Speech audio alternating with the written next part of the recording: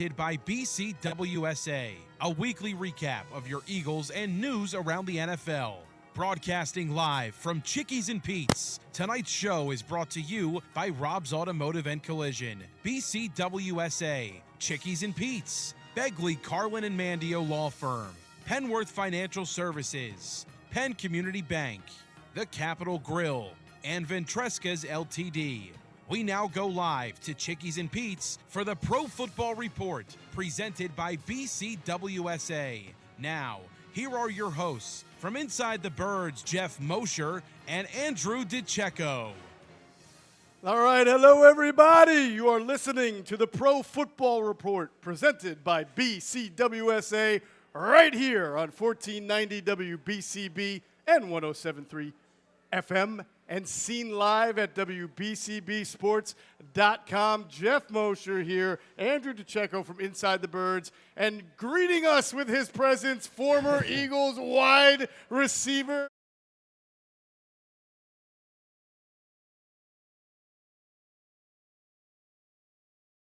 They want to know if you're busy Thursday night, Jason Avant.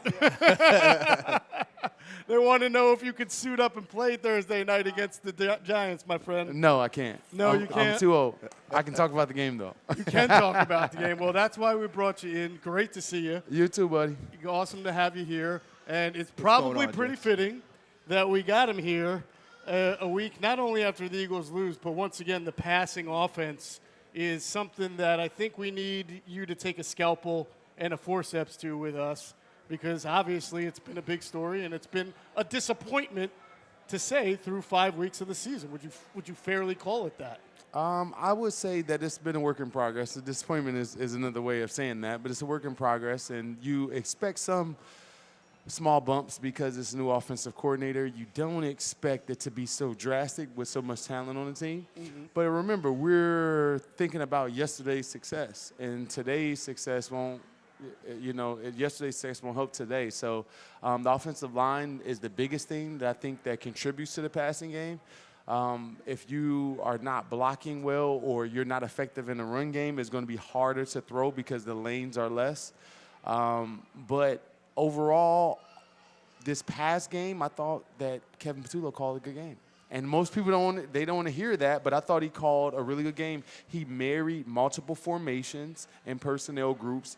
17-yard run by Barkley was set up by a deep cross on that same one, and A.J. Dillon had a 9-yard run on it. Same formation, same side, right? So there was multiple plays out of that formation that were successful in the game, and he did that multiple times. There's guys wide open down the field.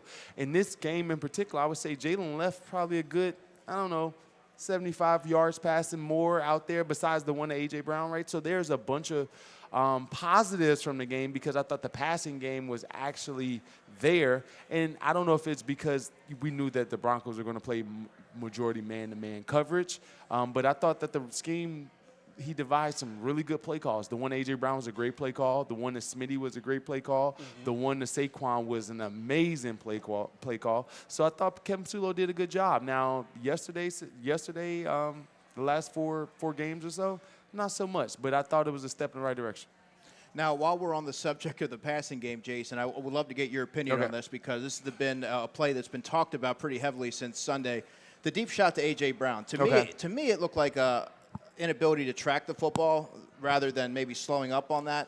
What's your read on that play? All right, so and here's again to my point. I thought Kevin Patullo did a good job because A.J. Brown has been stagnant for the first 4 weeks. Mm-hmm. This particular game, he went in motion a lot. He was in different positions a lot. In this particular play, he was in the slot. He's not accustomed to doing slot releases. You're usually releasing against linebackers and or cornerbacks, and you have to know the coverage more so than when you are in the outside. You have to be able to anticipate what the guy's responsibility is in front of you. So A.J. Brown, as a novice in the slot, they were in a certain coverage, and he went straight ahead, and he got rerouted like 4 yards inside. That was like the biggest part of the play. But if he knows that that defender is a hook curl defender. If you stem outside to start, he has to honor his leverage, and now he opens the door for you. And he didn't know that because he's not in the slot. Right. So once he gets to the safety, he already spent his time of route running because he got rerouted. He didn't have time to work a move on the safety. And when he got to the safety, he sticks him and then does a move on him. Jalen's clock is like, dude, I got to get this ball up. If AJ would have just stayed straight, it would have been like a 50-50 contest. He did a move. Jalen overthrows him, but that started at the line of scrimmage. Right. And yes, his clock went off because his time was spent at the line, and then he did another move, which was totally outside the framework and something that they've never practiced before. So it's more so route running technique from the slot when you're an outside receiver. So that really throws cold water on the idea that either AJ was dogging it on the route because he didn't get the ball earlier, or Jalen overthrew it because he's not throwing an accurate ball there. No. Neither one of those things are necessarily true. I thought AJ should have kept running even though, but it's not something that's familiar to him because he's not in that position a whole bunch. Right. And especially when you don't have the timing of being in the slot and going against safeties from that position, right? Being 7-8 yards inside than you're used to being in. I just think that it's a different, thing for him, and therefore it was an incompletion. But I thought it was a great play call. It was. So let's attack this then from a big picture standpoint. Talk to both of you guys about this because, Jay, you played here, you lived here, you know what it's like. The Eagles lose one game. The Eagles had won 20 of 21 games. 20 of 22 now. 2022 now, yeah, right. Yeah. If you would have asked any Eagle fan 24 weeks ago or whatever games ago, hey, would you sign up for that? They'd say, yeah, give it to me, please. I grew up and they lost every big game they played. But you know what it's like these days after a loss. It's like not only did they lose, but everything from weeks 1 to 3 to 4 that didn't look good get thrown into the fire. Yeah. I don't also want to ignore, though, that there were some things from weeks 1 through 4 don't look good. So when you compare them at this time last year when they were 2-2 and there was a lot of question marks about the team, and you look at them now at 4-1 with some question marks, how are you feeling about the direction and the trajectory of the team? I was more worried last. I don't know. I think it's comparable. The reason is that the defense was a problem for us last year at times. Offensively, we were struggling, but I thought that we couldn't really stop anyone, even though we had a close game versus Cleveland last year. I think it's different because we have a young offensive coordinator, and I don't know if he has the tools at this point. Not saying that he won't, but you're working with a guy that's learning on the job. And remember 2023, you bring in Sean Desai, you have Matt Patricia. You have these young guys, or new to that position, and you get into adjustments, and you don't know how to adjust your way out of situations. That's the good thing about having Kellen Moore, and that's the good thing about having Vic Fangio. They are able to see everything and be able to adjust quickly. And when you have a younger guy, it takes them a little bit longer. So am I worried? I'm worried more so because the offensive line isn't playing well. Guys that we know can play. Landon Dickerson may be dealing with the injury, is not playing well at all. Lane Johnson's not on the field much. Jordan Mailata misses plays. Cam Jurgens is not playing at the level that he normally does. So I'm worried more so about the offensive line because there was multiple plays this past game where there was a clear running lane, but there was a guy backside who got beat across their face. We've been spoiled with Jason Kelce at center so much because if there is an offset, meaning that Jason Kelce's he's at the center, and there's a technique, whatever it is, he's a 3 technique, whatever it is, he's way outside over the guard somewhere. Jason Kelce still can cut that off because he was so fast. Yep.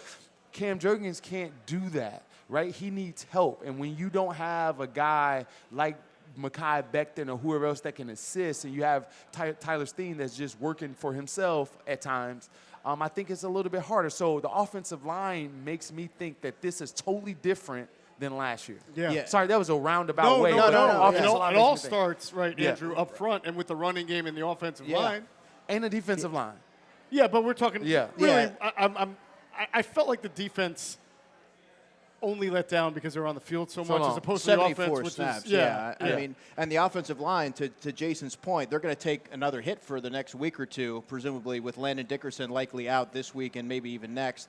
So that's going to be Brett Toth up at left guard. So that's going to affect a lot of things as well. You're in the locker room, and I'm curious because I know Jeff McClain tweeted something from Cam Jurgens. Yeah. And I didn't know if he said it to a Pack or just Jeff, but he said, hey, he admitted that having back surgery, it's not that he's injured, it's not a re-injury, but he's not to the form that he's ordinarily at. And to Jason's point, when you combine that with Lane Johnson being in out of the games and Landon Dickerson clearly not being what he's at. He had the knee, he had the back, and now it's the ankle. Right. Tyler Steen's new on the line this year. So it's fair to have these questions. And for Cam Jurgens, I think it's worth mentioning that he had off-season back surgery, and he wasn't working in a full capacity in training camp. So, I mean, I guess we should have seen this coming, but it sounds like it's going to be something that they're going to have to work through because they don't have their bye week until week 9. So there's not really an opportunity to press pause. They're going to have to keep working through it. The one thing I'll say, too, is that we have the most predictable snap count. We have the most predictable snap count is because of the technique of Tyler Steen. He's this big, tall dude that right before the snap, he gets down, he taps, get down, and the ball is snapped. It's like because he's so obvious, everybody can time that up, right? So you add that. So you think Becton, as big as he was, did a better job? Yeah, because Becton was down in his stance and tapping. Right. So it's totally different from a guy being totally upright, getting down, tapping, and the ball is snapped. It's so much easier to see and to be able to anticipate than a guy being down, tapping, and there's some ambiguity there. So I think they have to clean that up along with the injuries, right? But I think that's a huge tell for us and for people getting off the ball. Do you think that just coaching for him, time for Cam Jurgens, I'd like to say time for Landon Dickerson, but unfortunately, he keeps going. He's a little bit bigger, playing at it looks to me he's bigger than what he's been. I'm pretty sure on that. I don't know if time or just an entire next offseason is going to get him back to form. But is this sort of your biggest concern about, we talk about getting right. Can this unit get right? I don't know. I don't know. Yes, I know that they have the talent. Right. Do we have the time this season? That's the question. I don't know. I don't know that. I don't know that. In pass pro this past game, yeah, that seemed like in run blocking. They've been fine in pass pro pretty much this whole year. Yeah. 4 of those 6 sacks were on Jalen Hurts. Yep. The last 2 of the game were actually legitimate sacks. The one from the slot blitz, McMillan, and the one where it was Benito and they just collapsed up the pocket on the last drive. Those 2 sacks were legit sacks on the offensive line. The rest of them were Jalen taking sacks. Mm-hmm. What was Jalen's demeanor like? Like it always is, stoic. Yeah. They know that they're not playing to standard, and he often uses the word execution as to when he points to the lapses offensively. But I don't get the sense that Jalen or really anyone's down necessarily on the offense. They know that they have the talent there as a collective. It's just a matter of going out there and executing at a high level and cleaning up the details. The details was a buzzword that a lot of players, Cooper DeJean, Devontae Smith, A.J. Brown, Dallas Goedert, they all talked about that after the game. And they've sort of lost their way there a little bit, and they're going to have to hone in on that. Jason, I wrote a story for PhillyVoice.com that I almost, as I'm writing it, I don't believe it, right? But there's 52 players in the NFL that have at least one run of 20 yards, and Saquon Barkley doesn't. And among those 52 players are guys like Marcus Mariota, Sam Darnold, Trevor Etienne, Jeremy McNichols, Puka Nacua, Will Shipley, Chris Rodriguez Jr., and someone I've actually never heard of, Julius Chestnut, who is like a 4th-string running back. I mean, that is amazing to think that 52 players would have a longer run than Saquon Barkley this earlier in the year. I don't know that the Eagles have lost their identity. I think they know what their identity is. I think they can't get to their identity for all the reasons we're talking about. Yeah, they don't have the same push up front. You gotta understand something with Saquon. He's been hit in the backfield almost 60% of the time. where he's hit in the backfield. Doesn't mean that they tackle him there, but he's contacted. Yes. In comparison to last year when it was like 3 or 4 yards down the field before he was contacted. The offensive line is not the same as far as their ability to to move people. Got it.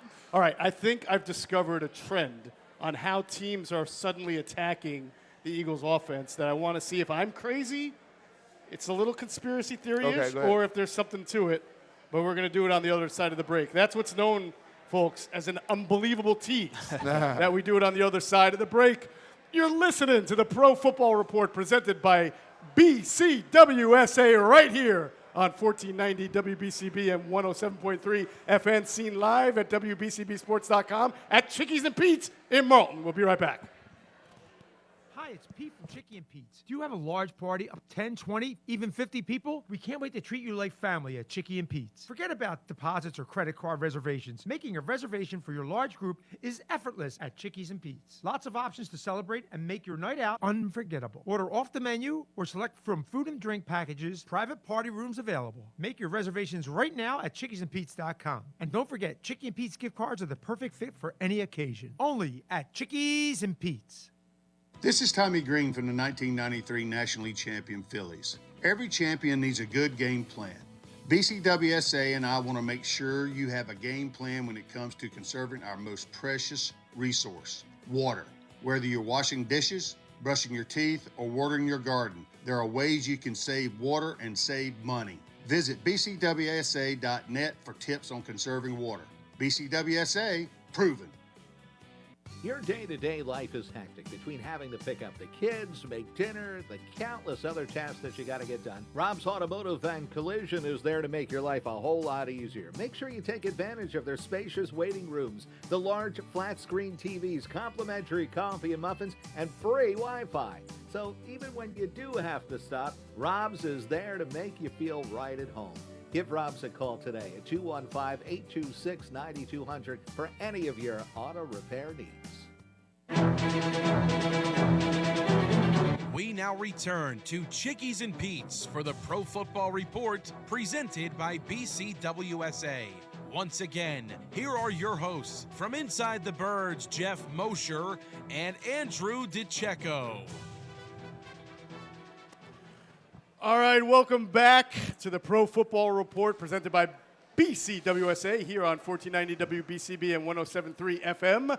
Seen live at WBCBsports.com and also streaming live on the Inside the Birds YouTube channel. It's time for this week's injury review brought to you by the attorneys at Bagley, Carlin, and Mandio. Contact them today for a free consultation at 215-806-3689. That's 215-806-3689.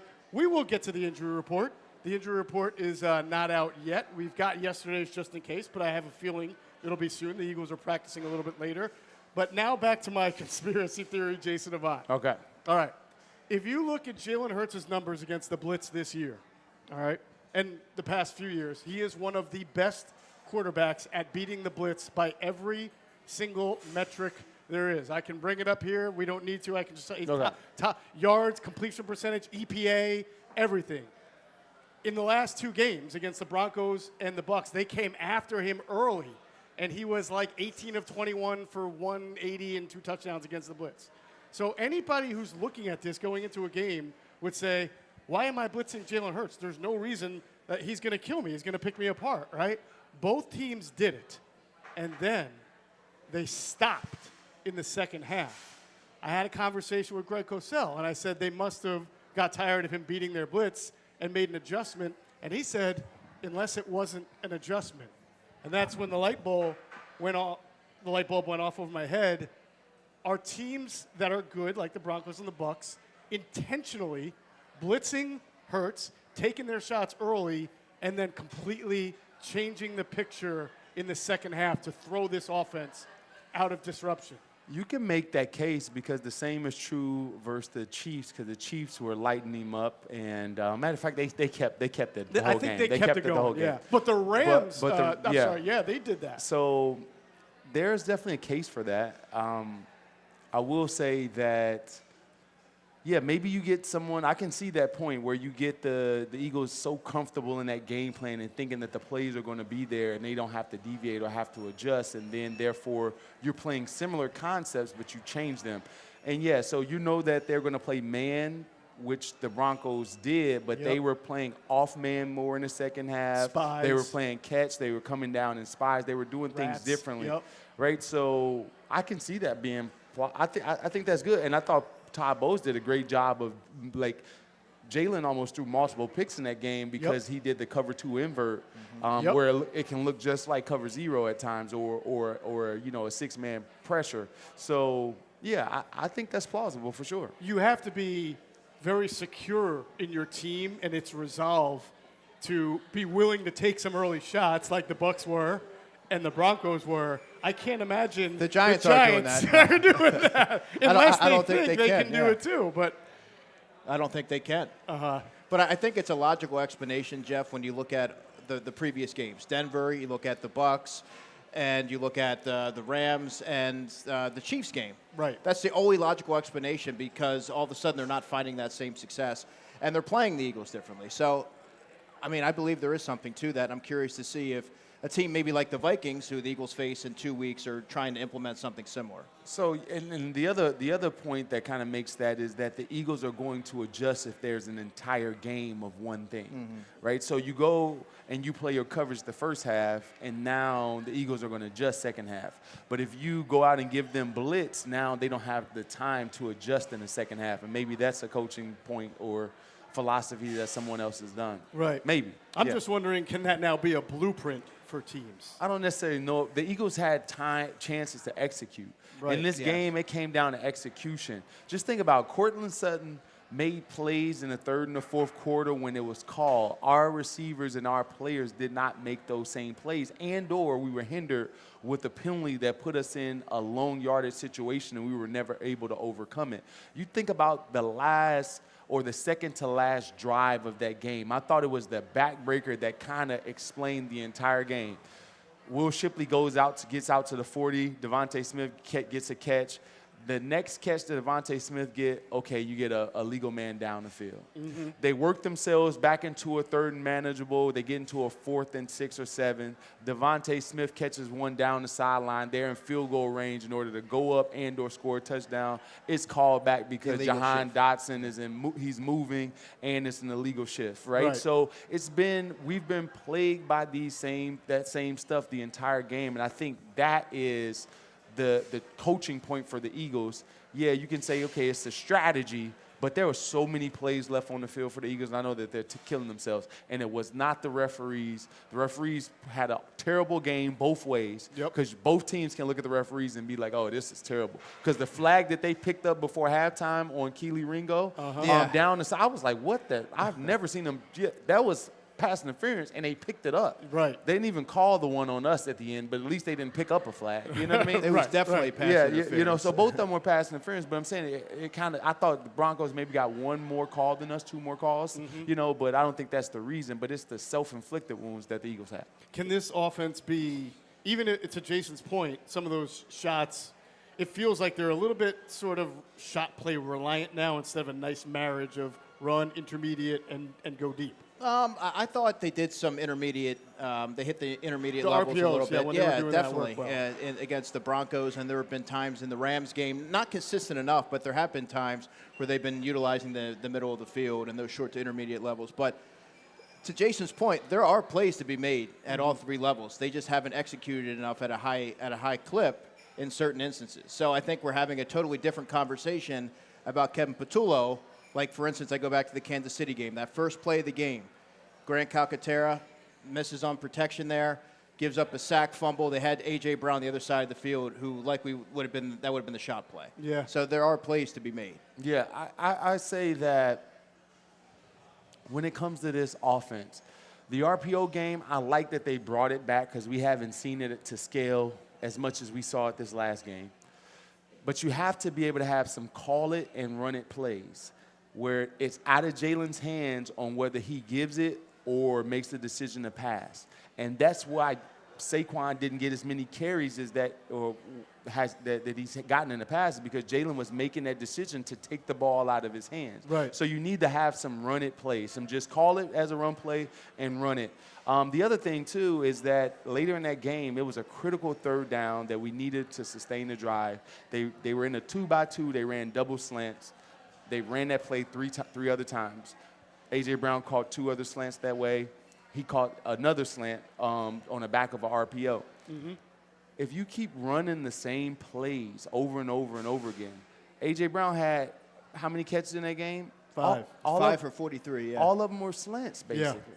All of them were slant catches. When you really break it down, the same way in the Chiefs game, it was a hitch route in the Bucs game. Mm-hmm. You have to give the man more variety, and they did give him more variety. But in the waning moments of the game, do you think the defensive player of the year in Patrick Surtain is not going to see that formation that he's caught 3 other slants in, and he's going to D it up? Right. That's where you need the nuance of the offense coordinator and understand how the whole game works. Got it.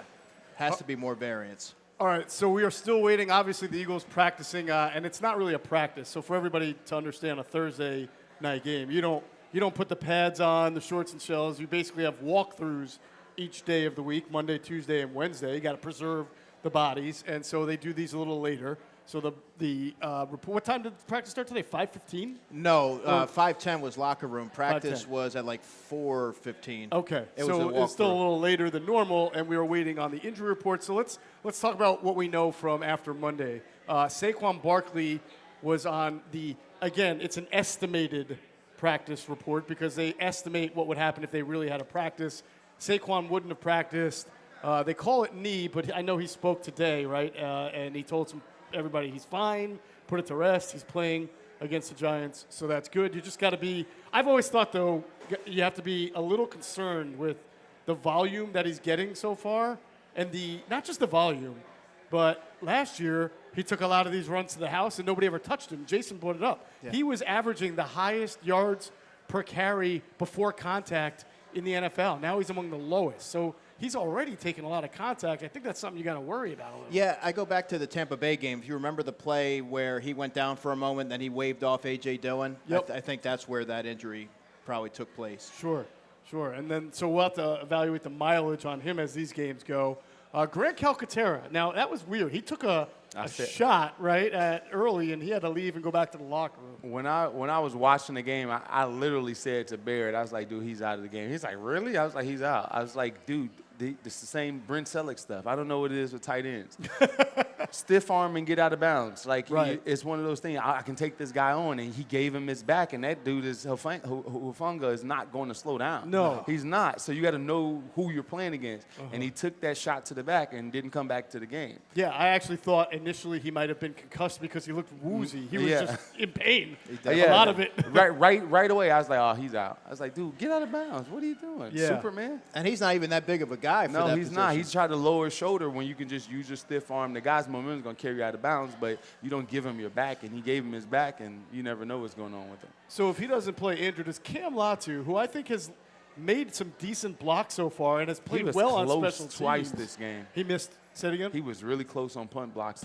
Yes. Yeah, and he almost had 2 against Kansas City. Right, Yeah. and he made some open field tackle on punt return. Does this guy get a little bit more of a look in the offense as a blocker, as somebody who's better clearly than Grant Calcaterra as a blocker? Yeah, I mean, he's so effective as an inline blocker, really physical. I've had some really good conversations with him. He said, my job is just to go out there and be as physical as possible. Wow. But they went to Kylan Granson after Grant Calcaterra left the game because Kylan Granson, obviously he's experienced.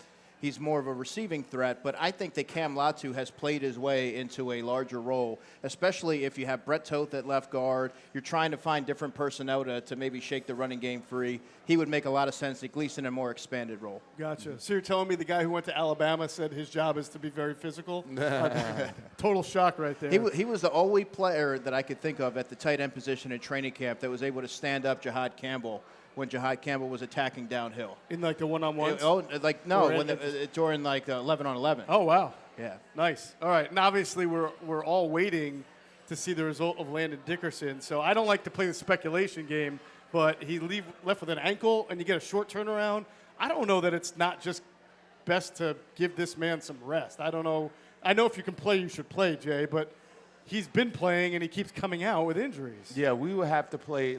These are the types of games where you get your veteran player some rest. And I'm not saying that you overlook the Giants, but if there's games like this, usually coaches tend to be more conservative in a game like this where you're so much more talented than the Giants team. It's going to take a Herculean effort by the Giants, and then you have to play like dog crap in order for the Giants to beat you. So coaches look at all those things in the management, and they'll make that decision, and probably he won't be playing this game.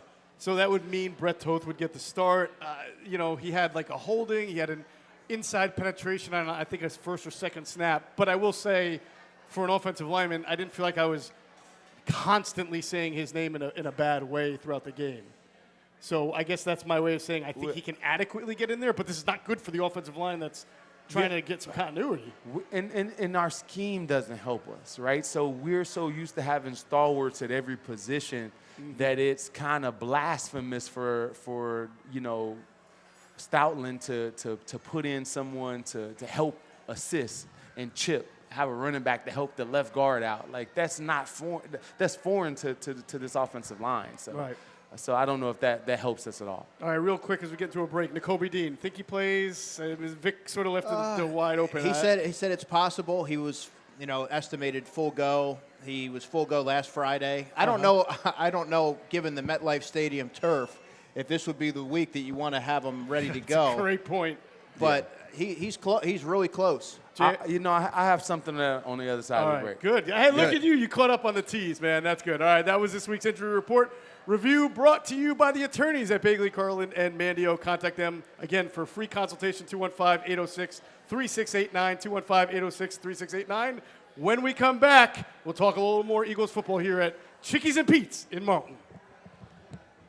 Hi, it's Pete from Chickie and Pete's, the official sports bar of your world champion Philadelphia Eagles. Go where the players go. Come join us all season for Eagles pep rallies, watch parties, and the best in-game experience anywhere. Ice cold draft beer, world famous food, and fan-friendly fun for every Eagles game. Every Monday night in South Philly, the Jordan Mailata Show, presented by Miller Lite, followed by Chickie and Pete's Players Lounge with a current player, hosted by Ike Reese and Hugh Douglas. Go where the players go. Chickies and Pete's. Hey, BCWSA customers, this is Tommy Green from the 1993 National League champion Phillies. My friends at BCWSA are committed to providing us with safe, reliable water and sewer services. They operate state-of-the-art treatment facilities, provide clean drinking water, and make much-needed investments to protect our environment and ensure a sustainable future. Learn how BCWSA's investments help grow and serve our communities. Visit bcwsa.net. BCWSA, prove it. Rob's Automotive and Collision Center in Lower Bucks County is a full-service repair center with competitive prices, top-of-the-line products, and the finest auto body and mechanical repair technicians anywhere. Rob's makes repairing your car easy. Same-day service guaranteed. Whether it's an oil change, state inspection, or a mechanical issue, Rob's will have you in and out and on your way. 2700 Veterans Highway in Bristol, 215-826-9200 for 24-hour emergency towing. Call 215-826-0250. WBCB is now on your FM dial at 107.3, serving Bucks, Burlington, and Mercer counties since 1957. You can now listen to all your WBCB favorites crystal clear on 107.3 FM. A new age for WBCB on a new frequency, 107.3. We now return to Chickies and Pete's for the Pro Football Report presented by BCWSA. Once again, here are your hosts from Inside the Birds, Geoff Mosher and Andrew DiCecco. All right, we're live here at Chickies and Pete's in Marlton. We got a great crowd here, awesome crowd tonight, packed here. Not to see myself, Geoff Mosher, maybe to see Andrew DiCecco, most likely to see former Eagles wide receiver Jason Avant. I'm telling you, Jay, they want you out there. How come you can't get one rep out there? No, I'm old. I don't disrespect the work that they put in, man. I know what it's like. I don't disrespect that. I'm dancing salsa. I'm not running heels and lifting weights, 500, squatting 500. I'm not doing that anymore. I hear you. I'm just saying, Todd Harriman, he told me he has 3 reps in him, but no, he does. He didn't say against who, though. He's lying. I should have said against Myles Garrett. No. Yeah, he's lying. All right. Well, it is time for this week's Penworth Financial Keys to the Game. The key to your financial future is Penworth Financial. Call them today at 267-997-4503 or visit penworth.com. All right, as we talk about the keys to the game, Eagles, Giants, Thursday night, up the Turnpike. Andrew DiCecco will be there. Is Jason Avant the key to the game, getting Nakobe Dean in without an actual full practice? I don't necessarily know if that's the key to the game. I don't think it is either. But I will say this about Nakobe Dean, and I think it's an interesting, theory, and it's a very, very far stretch, but Nakobe Dean is a very, very valuable piece to us. And I think that and I know Jahad Campbell's played well, but I don't think that Jahad Campbell is better at this point than Nakobe Dean at inside linebacker. That's just me.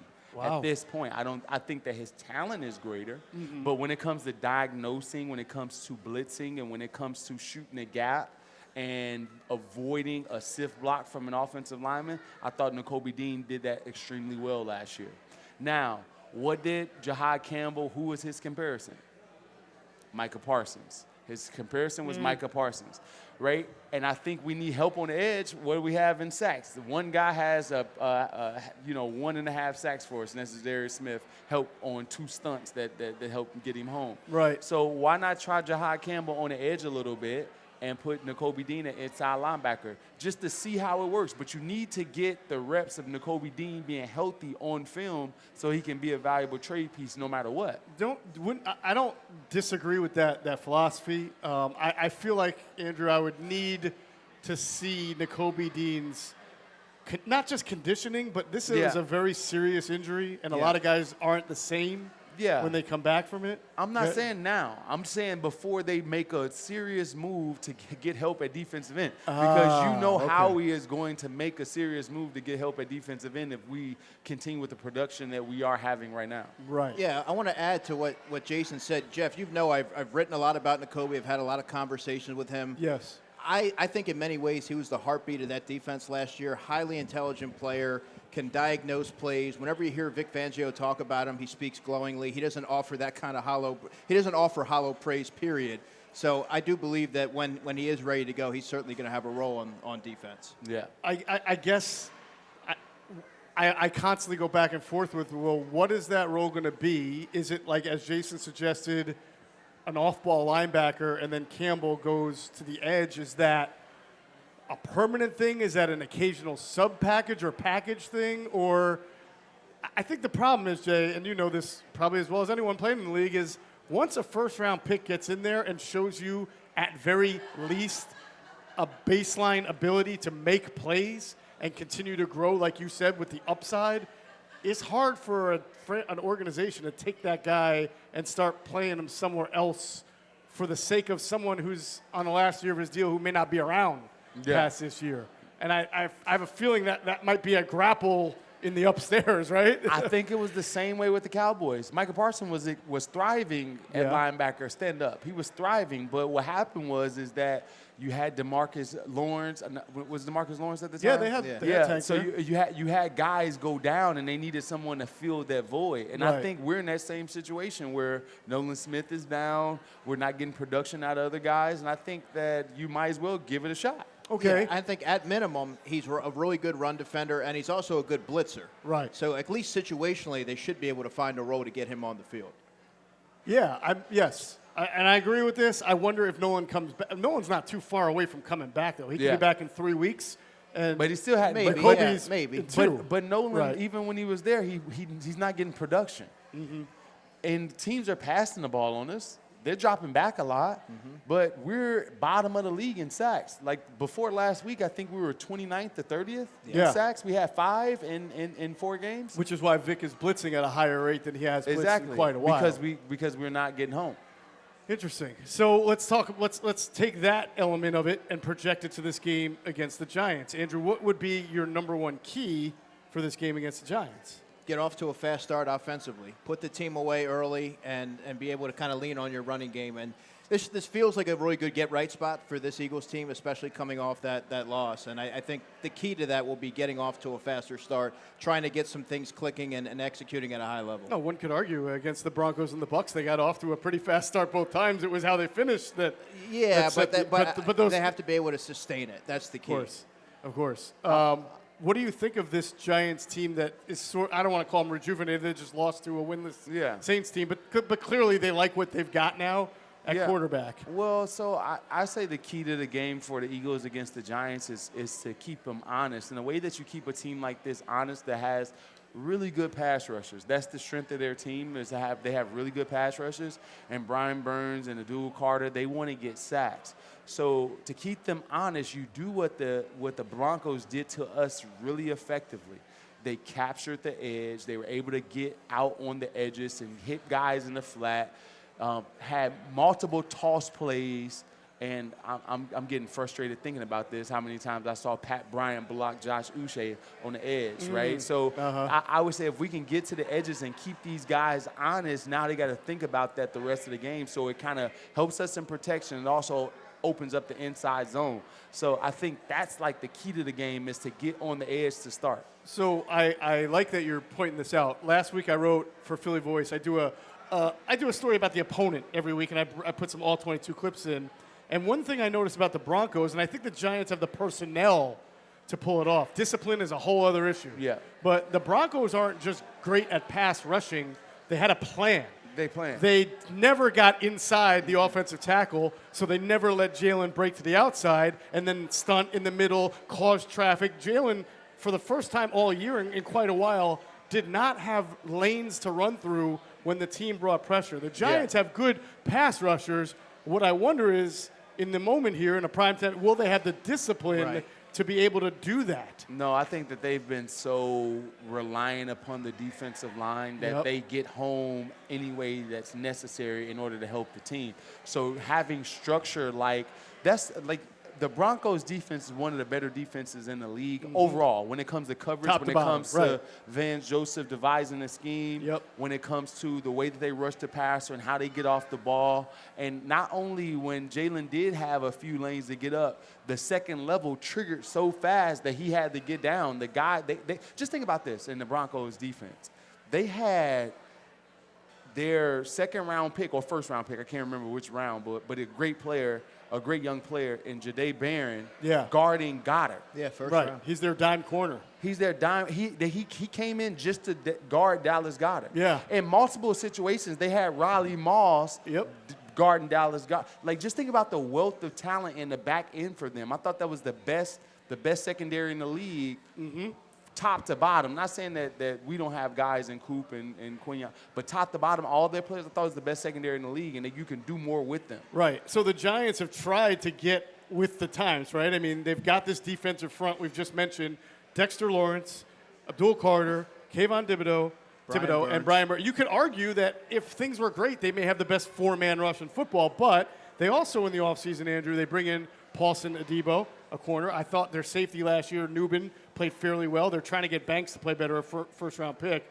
But is that defense right now, the way it's currently, and with having to pull the offense along, can they hang? Can they keep up? No, I don't think that they can. I was pretty high on Deonte Banks coming out of Maryland a couple of years ago now. He really hasn't panned out to be the player that they expected them to be. Foundationally, they're built on their pass rush. But if they're not able to get home, Jalen Hurts and this Eagles offense should be able to execute in the passing game at a high level, because I just don't think that they have enough there at the second and third level. Right. It's no coincidence that the only game the Giants won this year against the Chargers 2 Sundays ago, they were up 10-0 in the game. They had a Jackson Dart 15-yard touchdown run and then a field goal. So finally, they could say to the defense, hey, that team's behind. They got to pass. I think they also lost the left tackle in the game, the Chargers. Let's go rush the passer. I mean, they very infrequently get the opportunity to do that, which, to your point, Andrew, is why it's really going to be helpful for the Eagles if they start off fast and put the Giants in the hole again. Right. Does this have to be a get-right game for Saquon Barkley?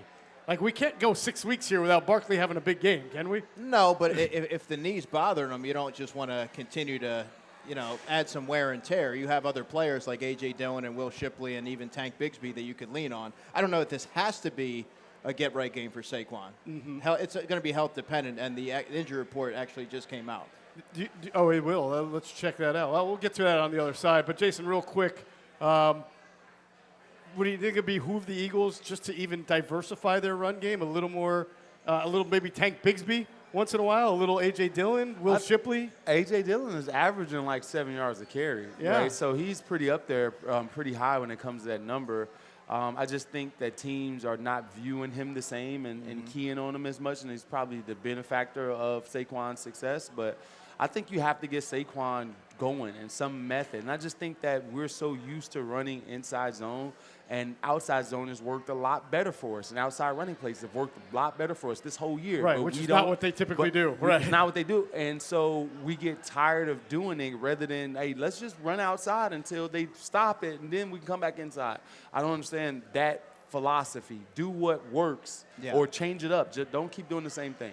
All right, real quick. Saquon Barkley, today's report, he's limited on the estimated report, did not practice. So that's an improvement for him. Mm-hmm. But Grant Calcaterra and Landon Dickerson still considered did not practice. We got one more segment here on WBCB, and that was the keys to the game presented by Penworth Financial. Call them today at 267-997-4503 or visit penworth.com. We'll be right back. Hi, it's Pete from Chickie and Pete's. Do you have a large party of 10, 20, even 50 people? We can't wait to treat you like family at Chickie and Pete's. Forget about deposits or credit card reservations. Making a reservation for your large group is effortless at Chickies and Pete's. Lots of options to celebrate and make your night out unforgettable. Order off the menu or select from food and drink packages. Private party rooms available. Make your reservations right now at chickiesandpete's.com. And don't forget, Chickie and Pete's gift cards are the perfect fit for any occasion. Only at Chickies and Pete's.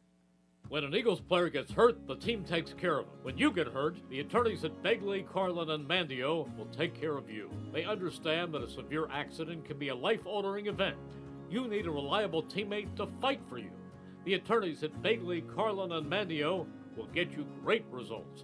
And if there's no recovery, there's no fee. Contact them today at 215-750-0110 for a free consultation. 215-750-0110 for a reliable ally that's on your side. This is Tommy Green from the 1993 National League champion Phillies. Every champion needs a good game plan. BCWSA and I want to make sure you have a game plan when it comes to conserving our most precious resource, water. Whether you're washing dishes, brushing your teeth, or watering your garden, there are ways you can save water and save money. Visit bcwsa.net for tips on conserving water. BCWSA, proven. Your day-to-day life is hectic between having to pick up the kids, make dinner, the countless other tasks that you got to get done. Rob's Automotive and Collision is there to make your life a whole lot easier. Make sure you take advantage of their spacious waiting rooms, the large flat-screen TVs, complimentary coffee and muffins, and free Wi-Fi. So even when you do have to stop, Rob's is there to make you feel right at home. Give Rob's a call today at 215-826-9200 for any of your auto repair needs. If you recognize my voice, you know about my music. What you may not know is since I founded it in 1992, the Elton John AIDS Foundation has reached over 100 million people. We've saved over 5 million lives. We've helped combat LGBTQ+ stigma and fought for civil rights. We need you to help end the AIDS epidemic once and for all. Learn about how you can help at eltonjohnaidsfoundation.org and follow us at EJAF on Instagram to see our very latest accomplishments through the Rocket Fund.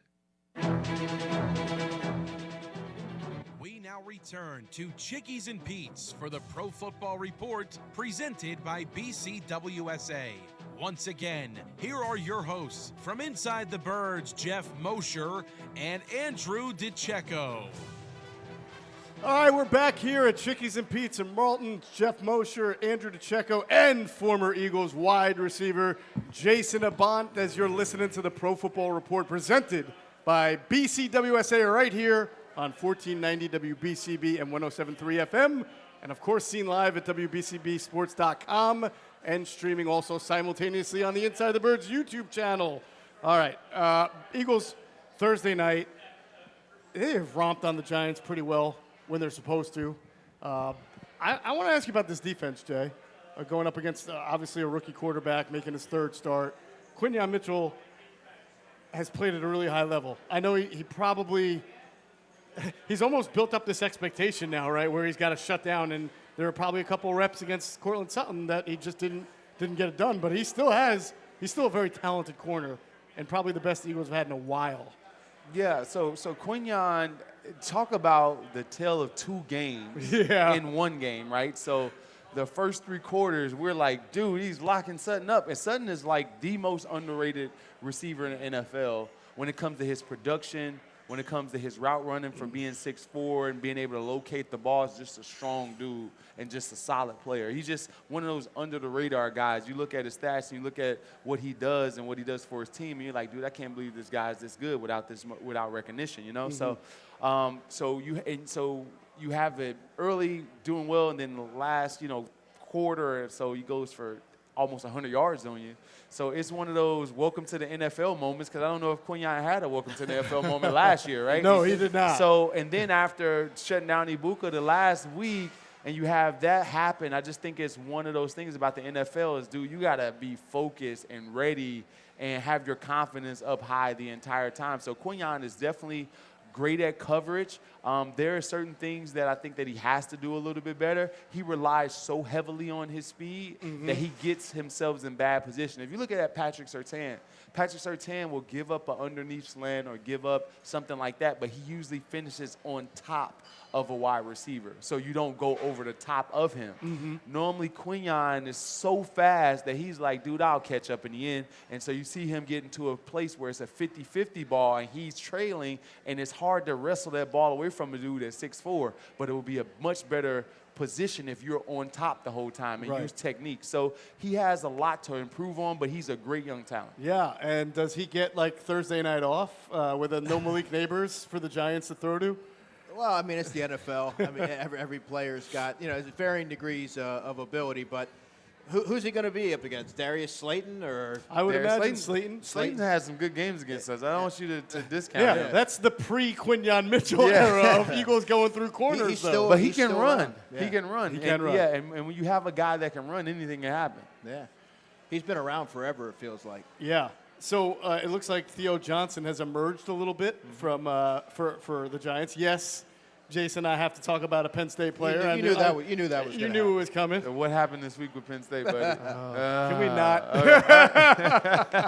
And the week before that. Yeah. The week before that is understandable. This past week is unacceptable. Is it really? Was the week before that understandable, really? I wonder how Saquon felt about it. I'm sure he got some ribbing. And by the way, you mentioned Ibuka.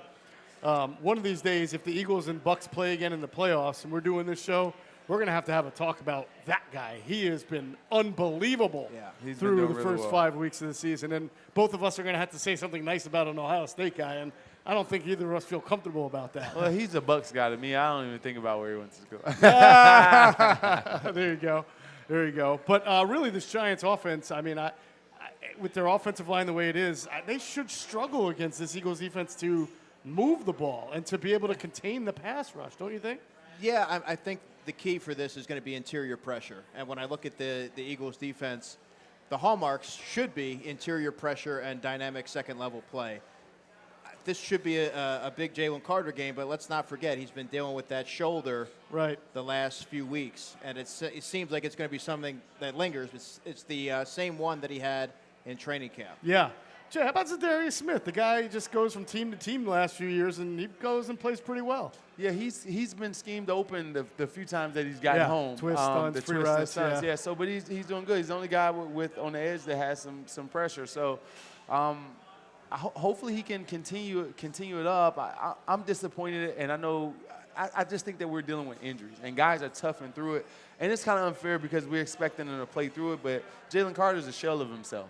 Just a flat-out show. Yeah. There was double teams. They were double teaming the other three. They weren't double teaming him in this past game. Well, no, they were, but they were just getting up to the second level so fast that you didn't know, because he would take the the easy way out. He didn't take on the double team. He would just go opposite of it. So the guy that was double teaming would just push him over into the gap and just head up to Zach Bond. So, but yeah. You're talking about runoff. I'm saying, though, in some pass protection, they were sliding away from him. And that surprised me. And I almost wondered, like, is that just some really good scheming, or is there something deeper to that? No, he's just not playing the same. And it's the truth. It's the honest to shoulder. I mean, just think about, like, the run game and how efficient he was.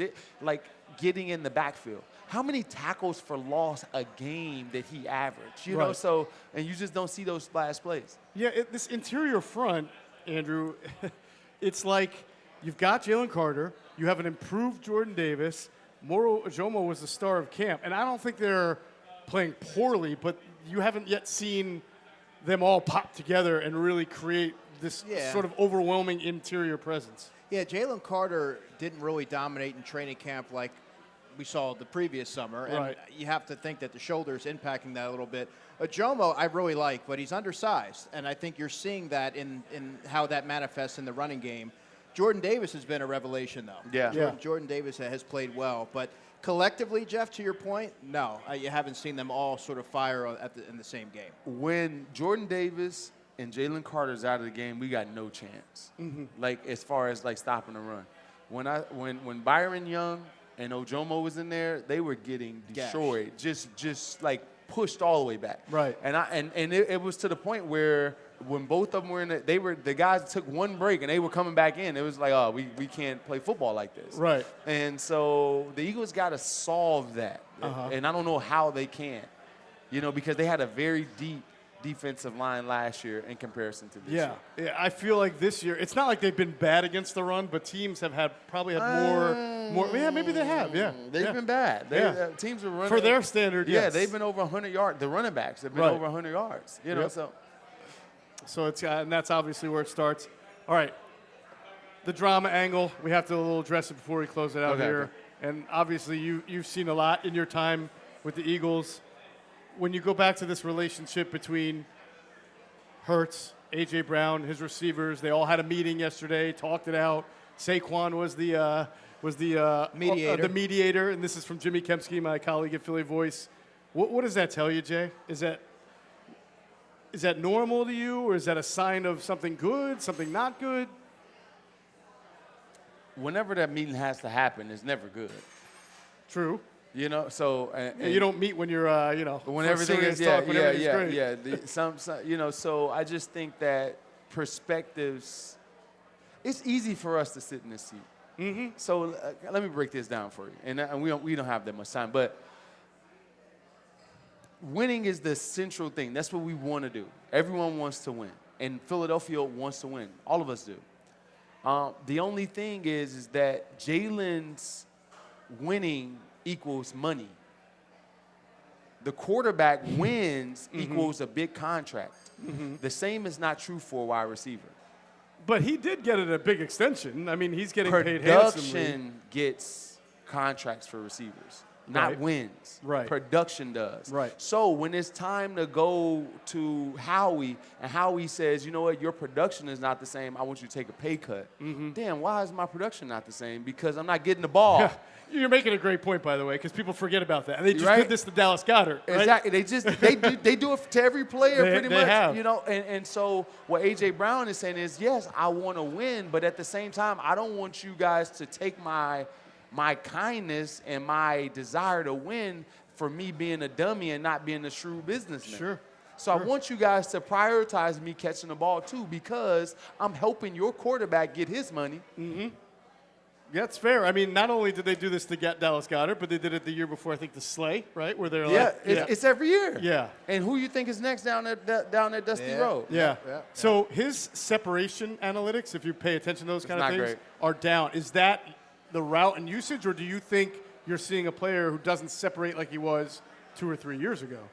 To some extent, right? So I think it's a combination of having a new offensive coordinator. He doesn't play the game with the same the same like tactfulness that he did before. When A.J. Brown first got here, you would see him do moves on slants and get open and shake a guy and didn't use just brute power all the time. He had a little bit of subtlety to his game. Yes. This year, for some reason, he's just running up to guys and pushing them and getting in. Yes. That only works on so many times. You got to give guys moves. So it's a little bit on A.J., and then it's the predictability of the routes. Just think about it. All slants versus the Chiefs, all slants versus the Broncos, all stop routes versus it's predictable. Right. And you're playing against the best corner every time, so it's a predictable thing. So I think it's a little bit of A.J., but it's mostly the offensive play calling. Yeah. You know the famous scene in My Cousin Vinny when Marissa Tomei says, my biological clock is ticking, right? yeah. Well, AJ's like, my knees aren't getting any healthier. My contract isn't getting any bigger. Well, it actually is, and that's going to make them want to really go. Yeah. I need to get the ball down the field, my friend. And it's going to help us win. Absolutely. Because A.J. Brown has been a central feature in our offense that when he touches the ball, we normally win. It's just the truth. That is the truth. Will see. Yeah, but Jalen being there is part of that equation too. So. And and listen, sometimes the Giants can be a get-right game for the Eagles, and we will see Thursday night if that is the case. Jason Avant, former Eagles receiver, thank you so much for showing up and educating us. Thanks, Jason. Andrew DiCecco from Inside the Birds, always doing a great job. You've been listening to the Pro Football Report presented by BCWSA right here on 1490 BCB and 107.3 FM, seen live at WBCBsports.com. Catch you all next week. You're listening to 1490 WBCB and on your FM dial at 107.3 W297CL Levitt.